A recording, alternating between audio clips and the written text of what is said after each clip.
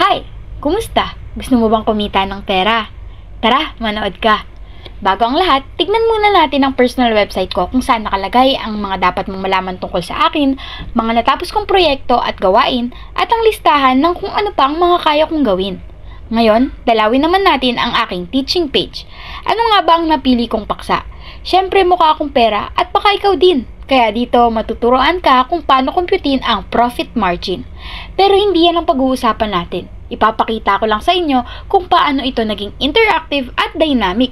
Una pa lang, makikita natin na pwedeng makipag-interact ang user sa mga buttons na ito. Dito rin sa formula ng profit margin, pwede kang mag-hover para malaman mga definition ng bawat terms. May mga buttons din na pwedeng pindutin para sa step-by-step tutorial at para sa mga examples. Interactive talaga, di ba? Dumako naman tayo sa kabila kung saan pwede mo nang ma-apply ang natutunan mo. Dito, naglagay ako ng space kung saan pwedeng mag-input ang user ng mga values na gusto niya.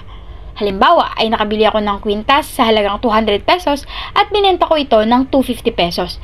Makikita natin na nag-iba ang background color, percent sa progress bar, status ng margin, pati na rin ang tip sa gilid. Lahat ito ay based sa user input.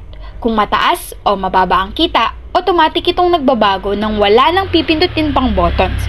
'Di ba? Dynamic talaga. Sa dulo naman, naglagay ako ng maikling quiz para lang makita kung may natutunan ba talaga sila. At kapag natapos nila ito, ay may pipindutin lang na button, magsasagot sila ng maikling form, at matatanggap na nila sa email ang kanilang certificate. Syempre, matatanggap ko rin ng email kung saan nakalagay ang details at feedback nila.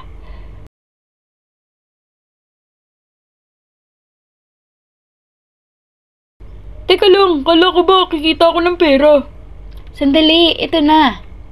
Ang buong teaching page ko na ito ay hinost ko gamit lang ang Infinity Free, isang third-party service na walang bayad. Bakit ko ba sinasabi sa ito? Dahil kapag nag-host ka, gamit ang mga third-party service, libre-libre lang at dito ka pwedeng kumita. Gumawa ka lang ng iyong website, pumili ng gusto mong domain name, i-host mo ito, at pwede kang mag-sign up sa mga networks para mag-display ng ads sa site na iyong ginawa at babayaran ka nila. Maaari ka ring mag-affiliate marketing sa ibang kumpanya dahil sa tulong ng third-party service, maaaring ma-access ang site mo kahit saan man sa mundo. Pwede ka ring magbenta ng courses o magbigay ng exclusive access sa learning page mo para sa mga magbabayad ng membership. O, 'di ba? Kumita ka na, nakatulong ka pa. Kaya kung ako sa'yo, subukan mo na ang mga third-party hosting services. Libre na, kikita ka pa, basta masipag ka. Sige na, paalam, ingat ka!